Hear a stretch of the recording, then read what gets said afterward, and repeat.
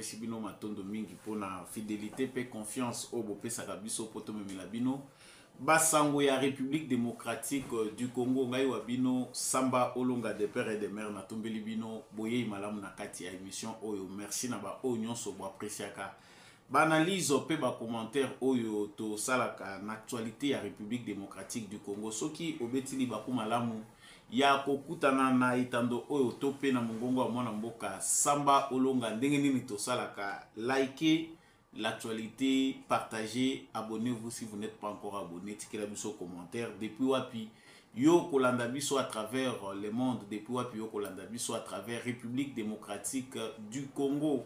Justice yanzambe iratakate, justice yanzambe motomokote a échappaka na contrôle nango ezalaka chaque fois sentence to rituel oyo tokotaka nango na émission oyo ezalaka na ngai devoir ya ko rappeler na ba commun des mortels que justice yanzambe ezalaka mabe to kosalaka ezala na nkuku ezala na mpoasa ezali toujours na façon oyo biso tokoyeba kofutaka mabe na biso na yango salaka kaka malamu po justice yanzambe erataka moto soki moke te. À la une ya actualité na biso esengeli vraiment toyeba ete Bureau national du Conseil de l'apostolat des laïcs catholiques du Congo, en sigle CALC, bango bazali kotalisa ete si par l'impossible cette démarche changement de constitution s'est concrétisée, le Bureau national du KLC y verrait une tentative de coup d'état constitutionnel pendant que la population est abandonnée à ses tristes sorts. Et plus loin, Bureau Oyo, il y a organisation catholique, bazali kotalisa que président de la République Esengeli a évité initiative Oyo parce que zali na tendance ya kokabola pe kopanzamboka. Quelle coïncidence parmi ba propos Oyo, quelques organisations ya lingomba ya catholique ezali kosala, notamment la Senko, na déclaration pe uti kosale mana porte-parole ya Moïse Katumbi, Olivier Kamitatu Oyo azali na ba dire na ye na sortie médiatique na ye azali kotalisa na prison Félix Tshisekedi que changement topé révision ya constitution et koki ko conduire mboka na balkanisation. Pourquoi souhaiter la division de son pays? Pourquoi souhaiter mabeya na mboka na biso?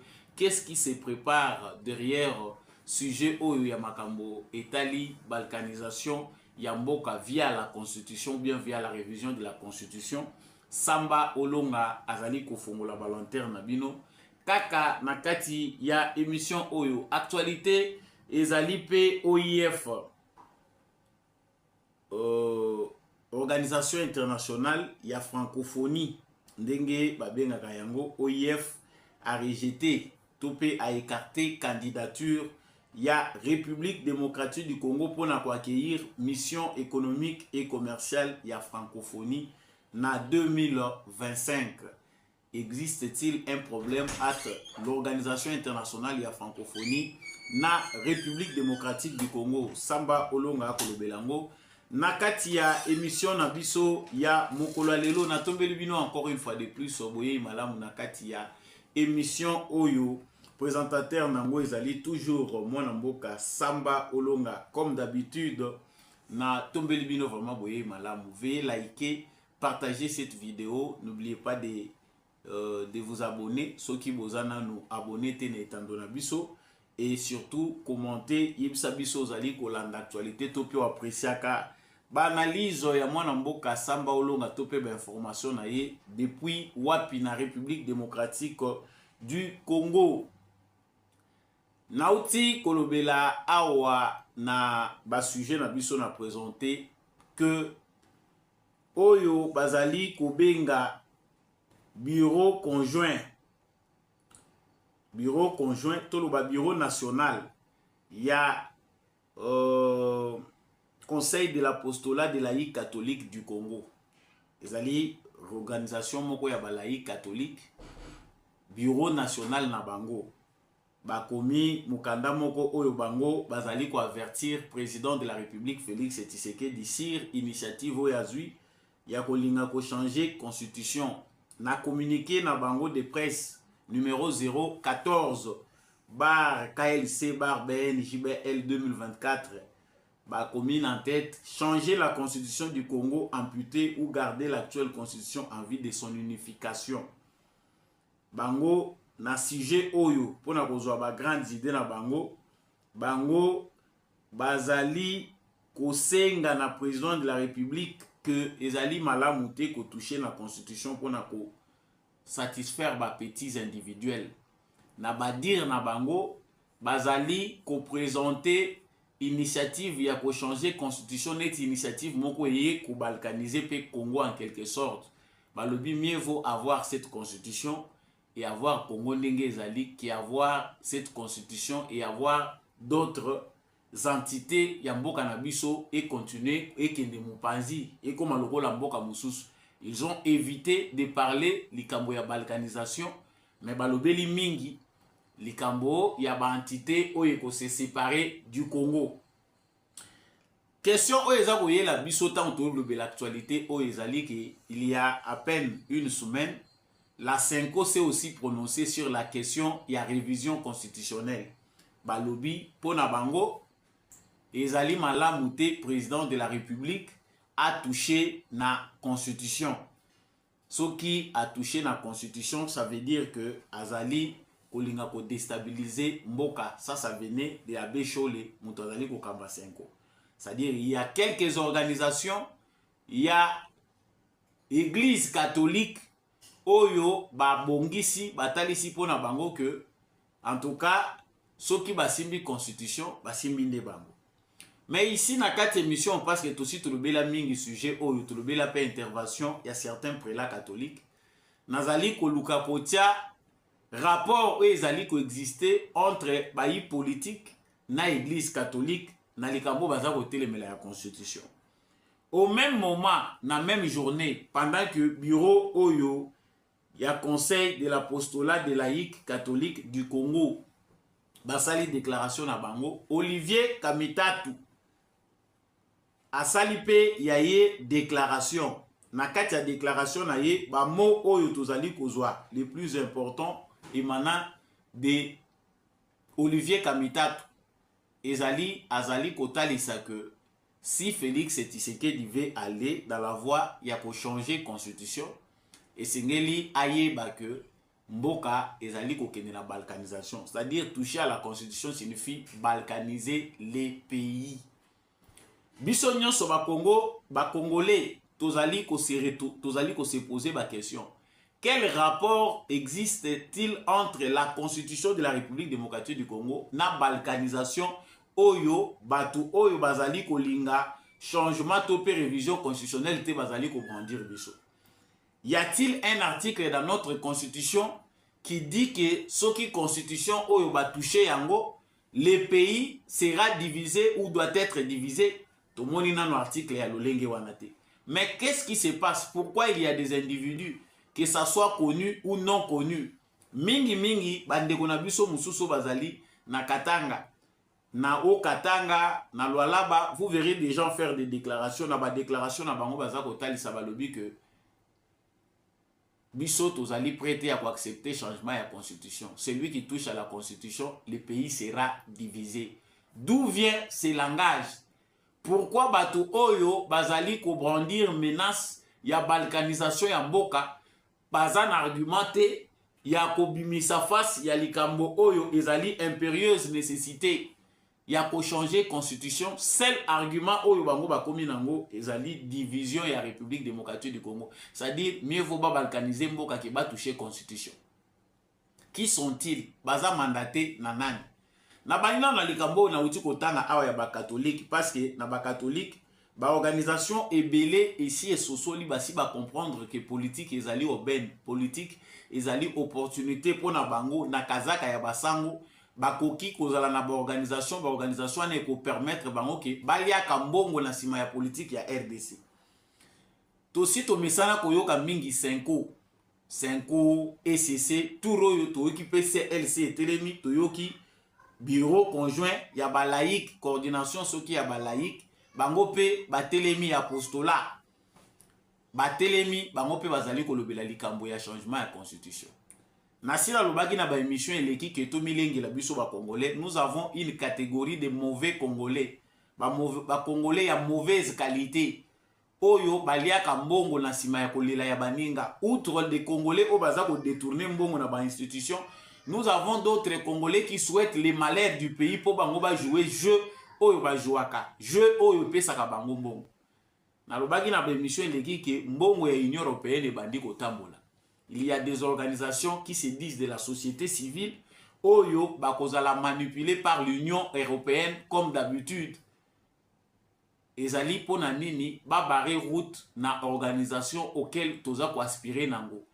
Il est aujourd'hui clair que ba congolais nyonso, que ça soit na expression, que ça soit ba exprimer en côté, mais aujourd'hui biso nyonso ba congolais toza na souci que ba institution ya mboka na biso et répondre na ba désirata ya ba congolais.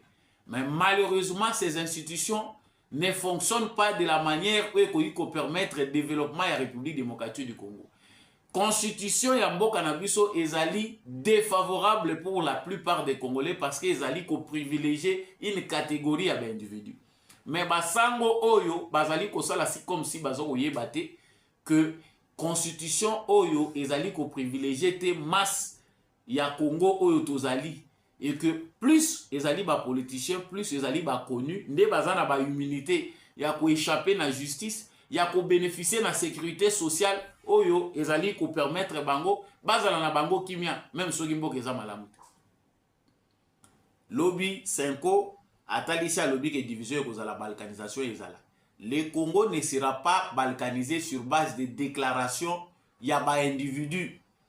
Ezana makamuso to telemelaka soki ba balkanisaka Congo lobité Congo yo pour ceux qui ne savent pas ou peut-être pour ceux qui ont oublié ezala qui divisé 4-4 ba rébellion bato bazwa ça dit Rwanda na Uganda ba occupé ba kotiti na sol congolais. Le Congo n'a jamais été balkanisé. Pensez qu'aujourd'hui le Congo sera balkanisé parce que Tshisekedi Aza président de la République et qu'il a le souci de nous amener ou de nous introduire dans la 4e République.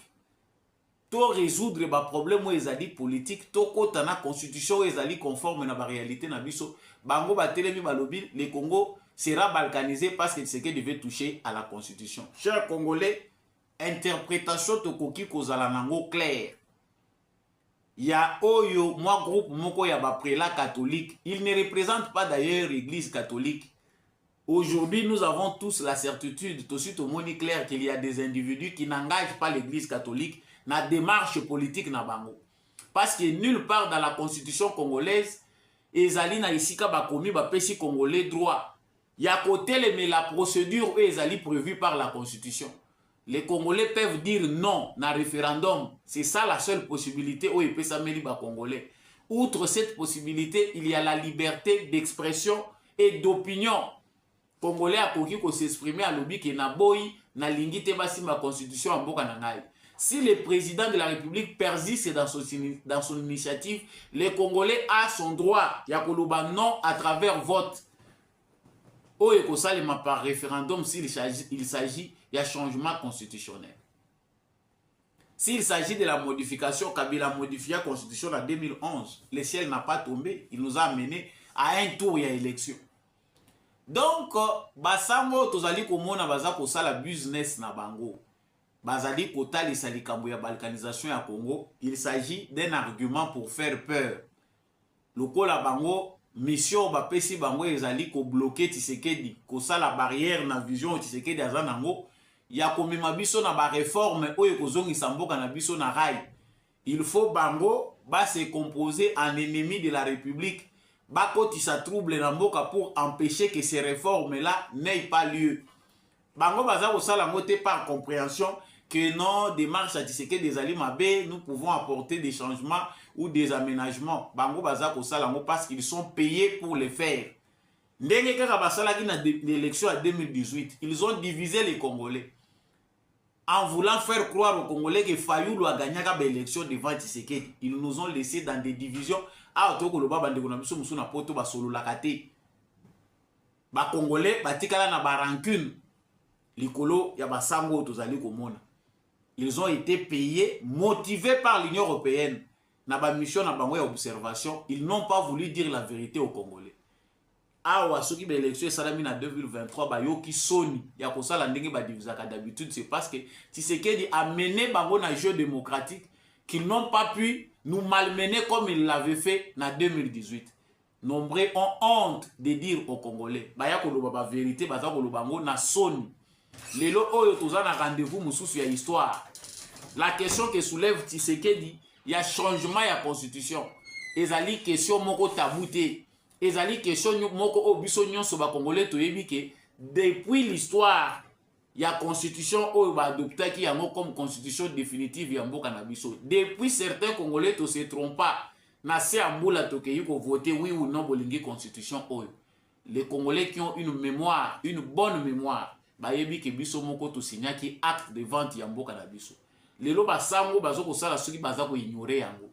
Non Kabila Kabila bampeshaki voilà patati patata. Chers Congolais, il est temps to agir na maturité na biso. Tozali ba mouton ya basango te. Tozali ba instrument na bango ya manipulation te po bango ba pesaka bango bambongo. Bango baza na ba organisation eza ko financer bango. Et politique ya ba organisation o eza ko financer bango na bango CLC, CALC, OT5, SCC, ils attendent l'argent qui vient de l'extérieur pour faire fonctionner bango. Quel est le sort de nous Congolais au toujours yoka bango na théâtre bazali ko sala o ba ko zala payer na suka. Et pe sa biso maye. Na kei pe le soso na ma solo topé maloba. Il y a Olivier Kamitatou qui revient aujourd'hui pour nous donner des leçons. Heureusement que l'archive est là. Bande on a biso ebele ba bimisi makambo Olivier Kamitatou alobaka avant. Tant Olivier Kamitatou azaka na Kabila Joseph. Olivier Kamitatou azalaka ministre ya plan. Makambo ya zaka koloba. Naza kotangela bino ngo sikoyo. Lelo Olivier Kamitatou veut faire croire à l'opinion. Il pense que biso ba Congolais to komi ba amnésique. Azo yebisa biso que awa to koloba wa Félix Tshisekedi alingi a divisé mboka. Balkanisation ko salema soki Tshisekedi a simbi constitution. Soki Tshisekedi lelo a simbi constitution, il veut balkaniser notre pays. Yango ba bimisi lié interview à Salaka na Jeune Afrique. Qu'est-ce qu'il demandait hier Olivier Kamitatou? Il dit il faut plus de pouvoir pour les chefs de l'État. Na remaniement et salemaki na 2010 le 19 février. Ex-bras droit à Jean-Pierre Bemba, selon Jeune Afrique, devenu proche de Joseph Kabila, préconise une réforme de la Constitution pour instaurer un régime présidentiel fort. Wana Olivier Kamitatou Mutabandaye Koloba, en 2010, là il était à côté de Kabila. Les lois Aza porte-mallette ya Katumbi. Er Azalaki au côté de Kabila Joseph, il pensait, ouais, il abandonne comme on a clair. À l'objet, il faut un régime présidentiel fort, il faut donner plus de pouvoir na président de la République. Ici, maintenant, aujourd'hui, il veut nous faire croire que la nouvelle aventure de Tshisekedi nous conduira inévitablement à la balkanisation de notre pays. Chers Congolais, ezali tande mutu et faire changer avis, ezali azo souffrir d'amnésie, toi azo souffrir nanini. Olivier Kamitatou qui est le miracle congolais, papa Mwindu, maman Mwindu, mwana bimi Mundele. Miracle congolais tout le monde n'est pas Olivier Kamitatou. Mwana bimi Mundele. Abotami na papa ya Mwindu, maman ya Mwindu. Cette vérité là est restée comme ça, bilo musutu kolinga kolobate. Mais à la place ya Rovana Kimi azo koluka ko énerver ba congolais. Il fait partie de ces rebelles là. Bato yo lelo ba déstabiliser mboka na biso. Ba sekeli ezananu na mitu ya ba congolais belé. Ezananu na banzoto ya ba congolais ya musala basala na ba rébellion. Mais il nous dit aujourd'hui que cette constitution ne doit pas être touchée parce qu'elle conduit inévitablement à la balkanisation. Ici, il faut tout le bango clair. La constitution de la République démocratique du Congo sera changée. Le ciel ne va pas tomber, le Congo ne sera pas balkanisé. Intimidation, oyo, langage et intimidation, oyo est utilisé na ba catholique. Na ba membre ya soi-disant opposition bato baza ko mikosa ki baza ya opposition alors que baza comité de freinage na sabotage. Le langage qu'ils utilisent n'engage pas le peuple congolais. Les Congolais autozali tout outaki fraîchement na ba élection. Les Congolais avaient tout le temps de voir ba congolais ba yebi lelo ko sala analyse na bango moko pour ba comprendre que makambo Tshisekedi alobi eza vrai to faux. Les Congolais là aux élections de 2023, ces Congolais là ont voté la majorité absolue Félix Tshisekedi. Ces Congolais là ne sont pas des bébés pour pas qu'ils ne se laisser distraire dans un petit groupe d'individus où bazali ko penser ben intérêt na bango. Pour leurs intérêts, ils sont prêts à créer des rébellions, pas créer des rébellions na Katanga, pas faire couler Makila na Katanga parce que bango bazan a besoin bazala na scène politique. Voilà les mentalités à Afdel. Chers frères du Katanga, toyebi ke bako sakana kombo na bino. C'est aussi le moment bino pe bote le maboye bisa bango non. Mutu nyonso oyo azali ko s'opposer na initiative ya président de la République, la constitution est bel et bien claire. Nulle part il est écrit que il faut tout ça la mouvement insurrectionnel ce qui président a initié changement constitutionnel. Bozo banganini. Ayez des arguments. Tshisekedi alobi que constitution ezo l'excella biso tango mingi. Constitution oyo ezali ba institution ezaku Tshisekedi muto aloba te ba institution amboko eko favoriser démocratie te, eko favoriser développement te. Ce sont des institutions conçues pour les pillages. Ozomona que les pillages continuent. Contre les grés de Tshisekedi, il a la volonté de changer le pays. Mais tala mbongo e ba institution ezo kote biso. Au sommet comme à la base, gouvernement provincial, gouvernement national, 500 députés, plus de 100 sénateurs, t'as la panoplie à bas ministère, n'a pas vice-ministre. Dans tout ça, yo mutolobagi lobby qui est président de la République, il faut avoir plus de pouvoir. Aux hommes qui se quedent à Koko Salango, il faut battre que la Yona Katouni Boya Salango. Chers Congolais, ne soyons pas dupes. Il est temps et grand temps pour que les Congolais comprennent que Tokoki les sous qu'on s'est laissé faire était. La constitution n'est pas un instrument de Tshisekedi Félix.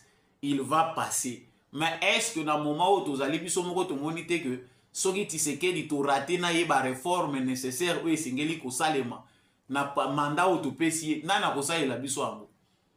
Les réformes dont nous avons besoin aujourd'hui doivent nous permettre que biso ba congolais tozwa régime politique ou ezali conforme na ba réalité na biso. Quand les Congolais grondent, les Congolais baza kolinga par résultat, ils s'adressent plus au président de la République. Mais kende autant la constitution en boka. Koto et ba ministre baza nommé par président, bazali sous responsable devant parlement kuna donc bicéphalisme leki. Combien de temps pour un président de la République il y a kende kozwa temps pour abimisa gouvernement. Toujours une année mobimba. Année oyo to ko évaluer ba ministre na gouvernement na biso. Mais pour que ba institution nyonso ekoka il nous a fallu combien de temps? Donc, tu peux raisonner en côté, tous les mokolo basango, na bato baza ko mibenga ba opposant ba ko silisa nde ba ko ya ko yebisa biso nini sengeli to sala.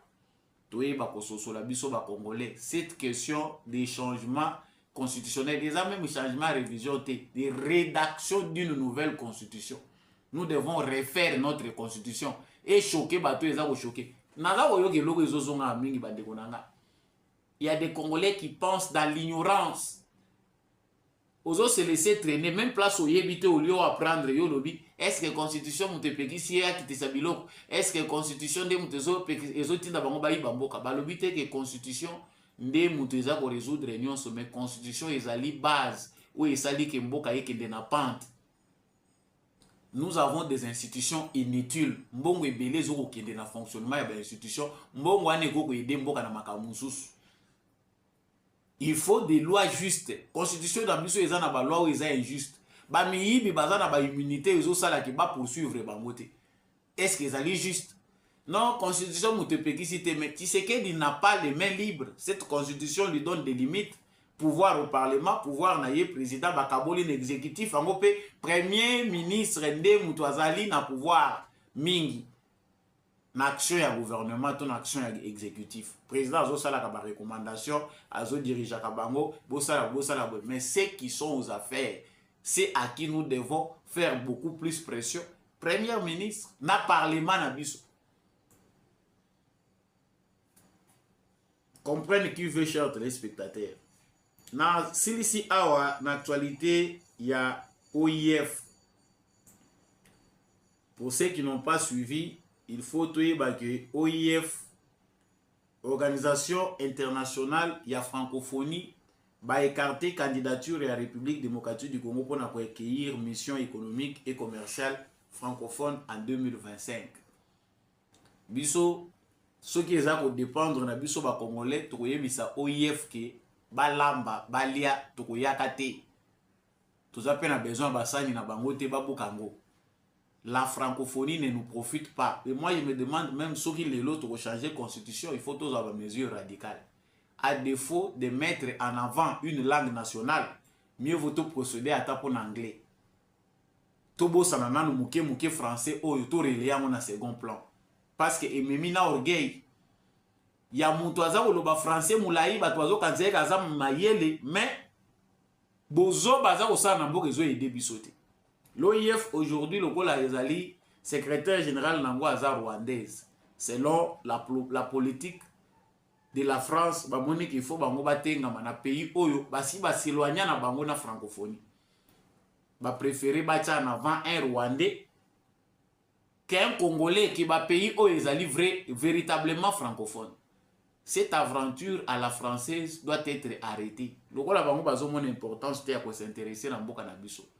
Nous pouvons déjà étudier la possibilité de quitter cette organisation. Monsieur le président de la République, tu as vu que Olingo créé Bitumbate partout, na ba front nyonso. Mais il est important dans stade où tu commis, de réfléchir sur les réformes que nous devons mener sur les plans de nos langues. Nous devons revaloriser nos langues locales. Le Congo est très riche. Que ceux qui t'ont s'imposé les langues na biso, les Libanais, les Chinois qui viennent, ils apprennent le lingala. Pour n'animiter kocha accent na ba langue na biso nationale, ba langue na biso locale, tout ça en avance. Tout pour na moko ya ba langue na biso awa, en gardant aussi l'influence des autres langues. Tout côté ça yango peut même na ba document officiel. Tout favoriser ango penda et comme langue na biso, c'est possible. Tant qu'il y a déjà une revalorisation de leur langue. Biso aspect culturel et politique na biso toza médiocre. Vous verrez que de la présence à la bas, toza kocha accenté na culture na biso. Nyonso ekomika ga importer. Nyonso ezoza la ga importer, besoin importer biloko kolia, besoin importer culture. Ya besoin continuer ko dominer ga biso. Étudions les possibilités de quitter la francophonie parce qu'ils ont profité du sauté. Émission Yamukola Lelo et Komi Pendana Souka. Merci à vous de nous avoir choisi. Merci d'avoir choisi Africa Plus TV pour nous partager la République démocratique du Congo. C'était Oyabino Mwanamboka Samba Olonga des pères et des mères. Merci de nous suivre. Likez vidéo ou partagez en vous, abonnez-vous si vous n'êtes pas encore abonné. Vous pouvez m'appeler dans plus 243 82 349 65 20.